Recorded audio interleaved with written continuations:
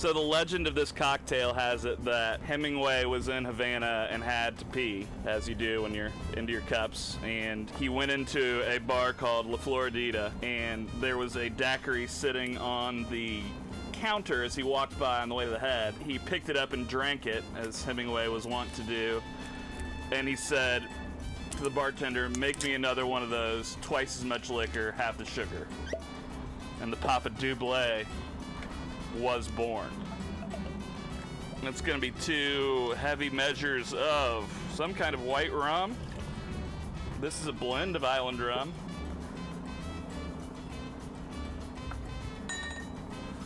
One measure lime juice.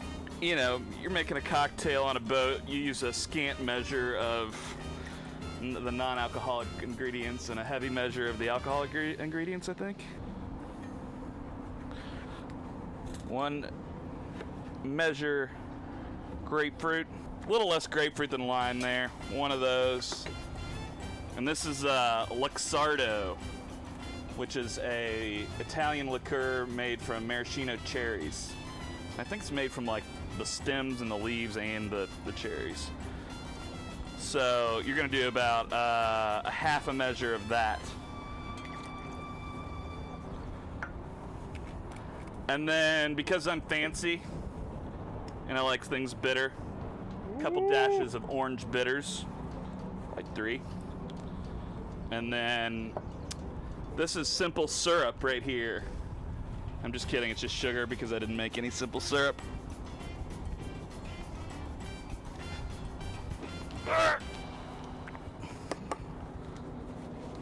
I just put this in here.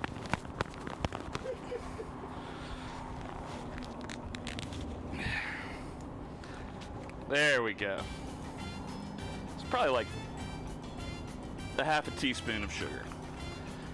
And then also, because salt makes everything taste better, just a little pinch of kosher salt. Now normally I would serve this in a frozen coupe, straight up strained, but it's quite hot, so and drink it in a glass with some ice. Shake it.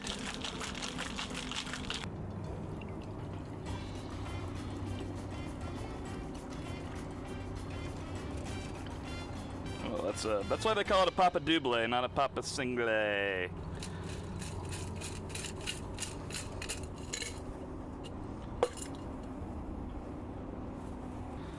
So these are the guests of honor. That is what a South Carolina white shrimp should look like. These are fresh, head on, obviously. I get them from a guy beside the road in North Charleston. Same guy Alex gets them from? He's my guy. Alex got him from me. I sense a little tension there. But don't tell anybody across from the Save-A-Lot in North Charleston. The best shrimp you can get really anywhere in the world, as far as I know.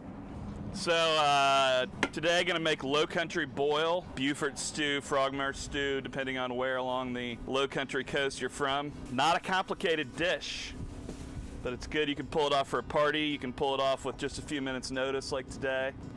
The kind of traditional gotta have it ingredients for a Frogmore low country boil, let's call it today, would be smoked sausage. It's Derek's andouille. It's better than Jack Link sausage or whatever you're getting from the store. Potatoes. Traditional would be a smaller red potato.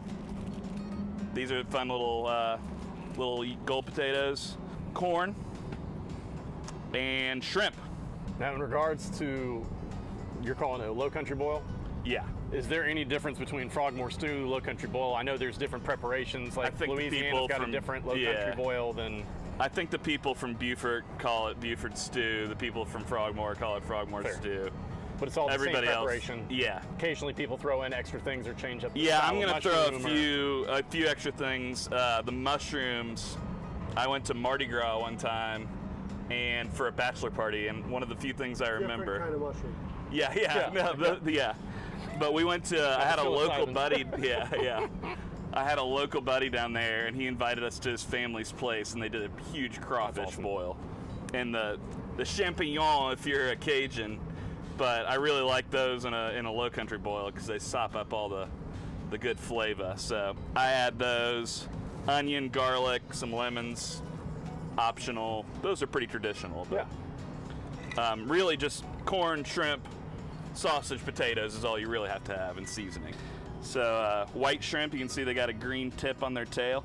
Brown shrimp, which are the other predominant species around Charleston, have a red tip on their tail. Blue? I don't know. These are definitely green, though. You just used to own a shrimp pond. I did. But we kept them all, so. But we're going to do these head on in our boil because they taste better that way. So you can see these things are like firm. When they get older, they get black around the shell and in the head. A head on shrimp only lasts like a day or two before they definitely need to be headed. And they show their age very quickly. So if you get a head on shrimp that looks like that, no black down here, no black in the head, you know they're good and they're fresh. So anyway, those are the main ingredients. It's gonna be a minute to get our stuff to boil here. So you can just use water, that's fine. I like to add a couple beers. You got any vinegar? A little bit of vinegar helps It's right here, so it's right here. Oh, right there underneath. A little of a bit of acid helps the shells come off the shrimp a little easier. Gotcha. So, a couple beers if you got them. Honestly, you're not going to overdo it on pretty much anything in the boiling liquid. You know, it's kind of surprising that South Carolina doesn't have its own, like, there's no, like, seafood seasoning. From here? Yeah. Using Old Bay from up north. So, Old Bay. Put you a lot in there. You're really not going to overdo it. So that's like a whole one of the small, normal, you know, grocery store containers. A little bit of our kosher salt there. So you're going to fill your pot probably, depends how much stuff you're trying to cook. You know, a halfway with beer, water, boiling liquid. It's a good stream, Derek. Strong stream. It's a very strong My stream. doctor says that every time. Yeah. He has other bad stuff to tell me. Prostate's healthy. Does your doctor have like a test where you see how far you can pee? I don't know if that's a thing. I don't know, is that good? That's good, yeah. Well, I also got a little treat. Whoa! We almost just had a catch and release there. A couple lobsters from our restaurant supply store. Real hard shells. That's what you want when you're looking at lobsters. If they're soft shells, they don't have any meat in them. So, got Derek's sausages here. Don't nip the tip. Gonna cut those, yeah. Be gentle. I don't know what your stance is on that, but just want to cut those into something you can fit in your mouth. It does look delicious. I like the grind on those. Cooper River andouille, is that what you said? Yeah, it's not Cooper River Farm andouille. Cooper River Farm. Where's that? So the plant's in The North Wando Carolina. River? Yeah. It's on the Wando, but it's in Cooper River. Way up the Ashley.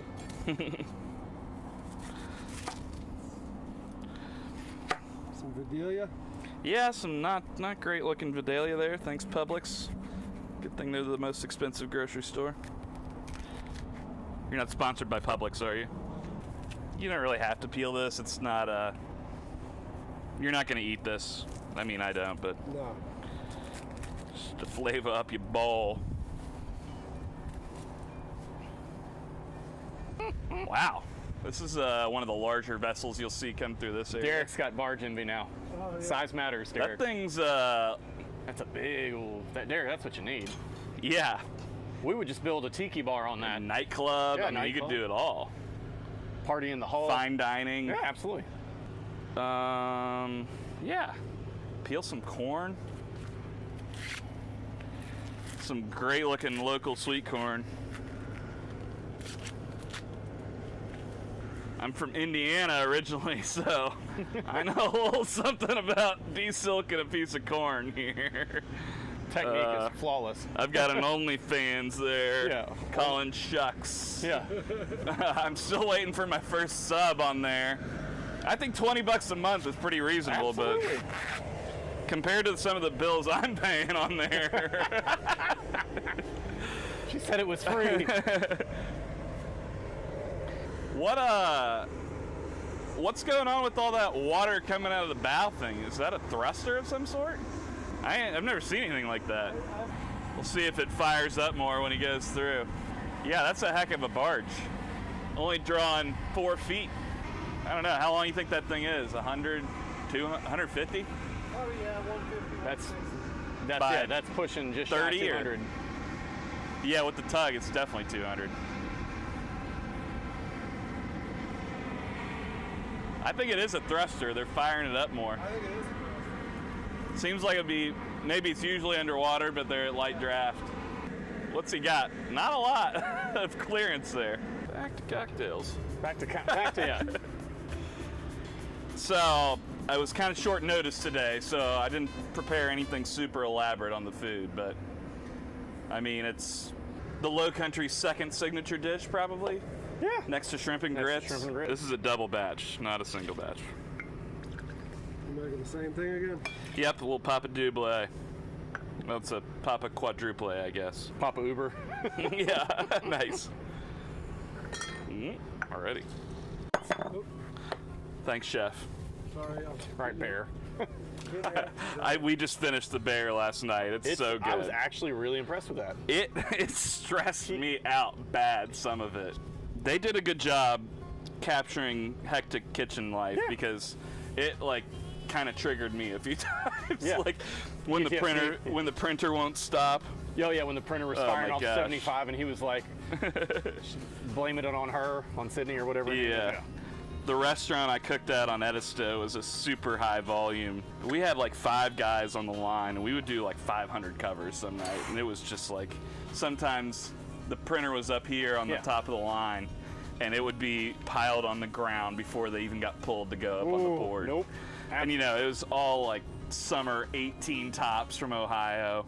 We had baked potatoes, which is a bad idea. In a restaurant? Yeah, but we would put like 300 potatoes in at the beginning of the night. And we'd inevitably run out of potatoes. And, you know, told the server 86 potatoes. So one of the servers puts back an order for, I think it was a 4-top.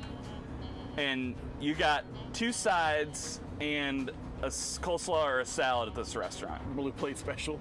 Guess how many potatoes they wanted for a 4-top? 6. 12. They wanted both sides and sub salad, and we were like, we're 86 potatoes. She's like, I don't care. We ended up microwaving all these potatoes, but they were also the potatoes that are like massive, like this big. Yeah. How could you possibly eat? Did you roll I think those they were over a pound each. Like, yeah. I'm from Indiana, and you know we like our carbs, but heavy on starches. Yeah. Holy hell! One time at the waterfront, I was on the line. All of the bartenders changed their names in the computer to Fast and the Furious characters. And they wouldn't tell us who was who, so we just had to yell like, Paul Walker, your order's up! That's amazing. Yeah, it was good times. Fam. Yeah. What Never film? turn your back on family. What films? What films? Thank you. Whoa. How hungry for potatoes are y'all? Do you want 12 mini and a half baked potatoes? Oh. Not that one though. No, that's still good. You just stepped on it. It's all good. One for you. You owe me lobster money. So everybody just used to put them in the water and boil them, but if you go right behind the eyeballs there, straight through, he's dead. Just right behind the head there in the center of the shell. Watch your fingers, straight through. The rest is nerves. See, this guy's already limp. Head first into the drink. Just broke the corn up so it's a little easier to get a hold of, especially if you're doing a big table of it for a group. We might have not left enough room in here. Some champignon for the Cajuns.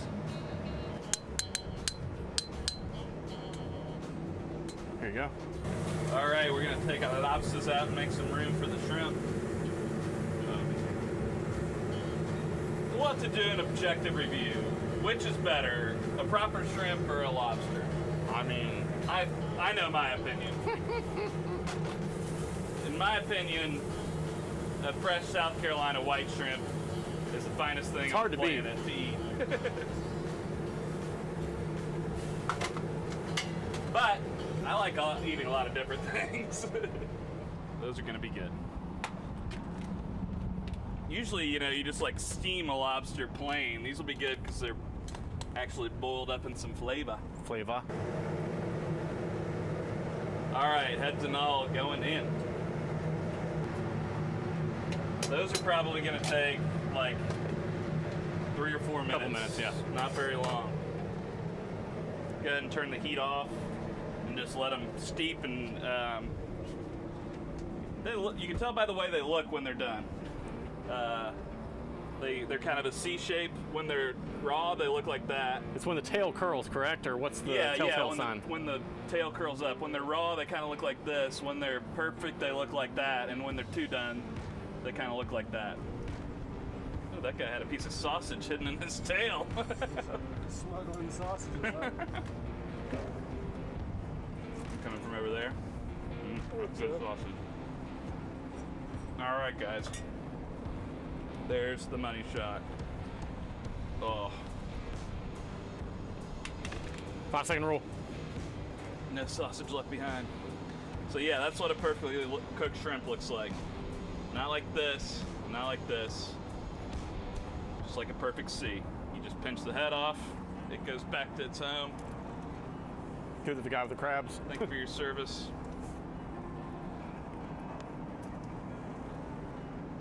Butter.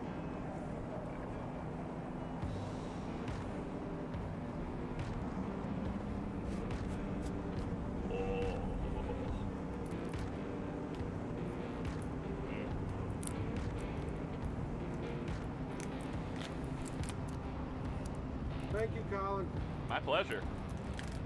Thanks for having me. There he goes again with my pleasure.